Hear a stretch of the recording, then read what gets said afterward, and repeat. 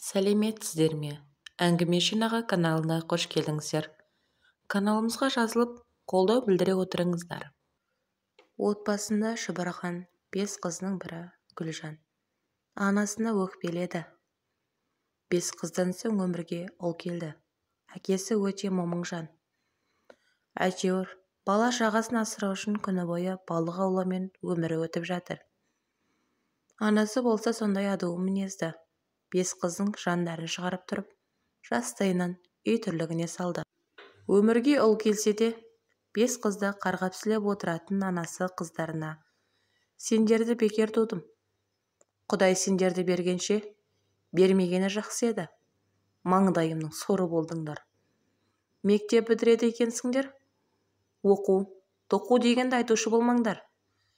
Тиетін байларыңа тиіп кетіңдер. Жұрттар құсап, сендерді оқытып бекер ақша шашатын ойым жоқ, деп айқайлағанда 5 қызда дір-дір етіп қатты қорқатын.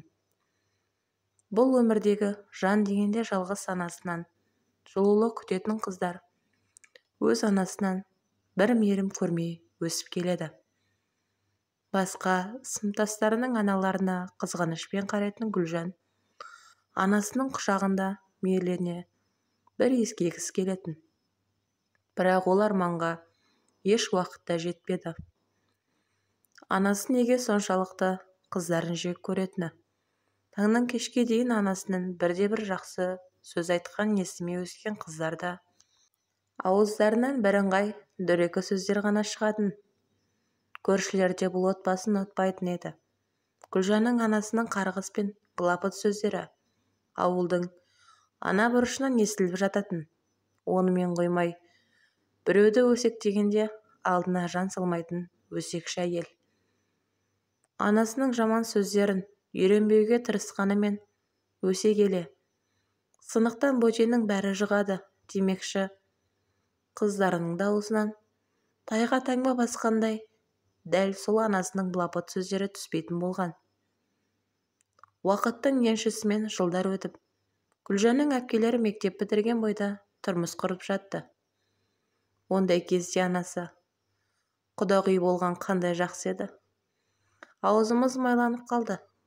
Жалған күлкісімен қызының артынан келген алтын сақиналарды тағып алып, жұртқа мақтанды. Гүлжан да мектеп бітірер шаққа жеткен. Өз күшімен оқимын. Әлі-ақ үстіме әдемі киім киіп, бай боламын деген арманы да бар еді. Сабақты жақсы оқып, өте білімді болды. Қолы болсай қалса, кітаптан бас алмайтын.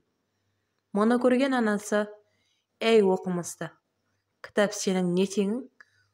Оқимын деп армандама. Саған берер көк тиыным да жоқ. Бар кет, қораның боғын ал, бұзауға жем шөбін бер, деп қарғыстың астына алатын еді. Көздері жасқа толып, тамағына ақшы өсік тірелген Гүлжан қолына күрегін ұстап, қораның жұмысына кірісіп те кететін. Үстіндегі лас киімінің жеңдерімен қайта-қайта көз жасын сүртсе де тыйылар емес. Қорадағы жұмысы кешке дейін әзер бітетін еді. Шаршап сілесі қатса да, бәрі ұйқыға кеткенде зажигалканың жарығымен оқитын. Сабаққа барғанда қоңырауда немесе дене шынықтырып әннен сұранып, бірыңғай сабақтарын оқыды. Мектепті үздік бітірген Гүлжанды сынып жетекшісі өз қалтасынан ақша шығарып, қасына еріп жүріп Алматыға оқуға түсірді. Сол кездегі Гүлжанның қуанышын көрсеңіз, ұстазына қайта-қайта алқысын жаудырып, құшақтап, көз жасы тыйылар емес. Іштей: шіркін, ұстазымның орнында анам болғанда ғой. Ұстазы өте мейірімді жан. Әрі, Гүлжанның біліміне шектеу қойған анасының да жағдайын білетін. Сол себепті үйіндегі ата-енесімен, күйеуімен де сөзге келген ұстазы Гүлжан үшін Алматыға келді. Оқушысының оқымай қалса, өзіне қол жұмсайтынын іштей жүрегі сезетін еді. Гүлжан жатақханасына жайғасып, көңілі бірленсе де, Анасының былапыт сөзі есінен кетер емес. Гүлжан кетіп бара жатқанда анасы: «Кітабыңды кеміріп жат қалада. Ертең-ақ сораңа қып алдыма келсең, өз қолыммен өлтіремін. Сен сияқтылардың талайы етегі түріліп келіп жатыр. Айтпады деме». Қызына ақ жол тілеудің орнына көңіліне тиетін сөздерімен шығарып салды. Оқуында жақсы оқыған Гүлжан белсенді болды. Жігіттер жағы сөз салса, қорқақ қойғандай мүлде араласпай қоятын. Анасының «етегің түріліп, егіліп келесің» деген сөзі есіне түссе, жігіттермен араласудан қорқатын еді. Бағдат есімді группаласына сырттай ғашық, бірақ сезімін білдірпек түгілі қатты қорқады. Ол жігіттің Гүлжанда мүлдем сезімі жоқ, байғұс қыз жауапсыз махаббаттың шырғалағында жүргені болмаса. Бағдаттың иіс суының иісін сезген бойда Гүлжан өзін бақытты ұстайтын. Іштей өртенсе де сол лаулаған сезіміне көніп жүре берді. Солай жүргенде 3 жылда зулап өте шықты. Ауылға барғысы келмейтін. Бірақ бауырларын қатты сағынған Гүлжан ауылға баруға бел буды. Бір жағынан 3 ай демалыста жалдаған пәтерде қасындағы қыздардың бәрі қайтамыз дегесін жалғыз қалуға қорықты. Ұзақ жолда ойынына тек Бағдат қана бар Гүлжан ауылға қарай жеткенде байқамай қалды. Сол жігіттің бет-бейнесі, жүріс-тұрысы, тіпті иіс суына дейін жақсы көретін қыз әлден сағынып, жүзінде мұң бар. Үйге кіргенде бауырлары жүгіліп, әпкелеп қуанып жатты. Әпкесі де айналып: «Неге бұрын келмедің? Сағындық қой». Көзіне жас алды. Анасы болса: «Бізді ұмытып қалған шығарсың. Келгеніңді айтсайшы», мысқылдап сөйледі. Сонда да бар күшін жиып, анасын құшақтап, азда болса есін құмарлана иіскеп алды.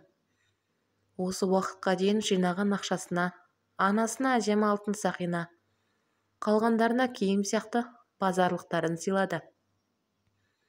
Сақинаны көрген анасы қуанып кетті.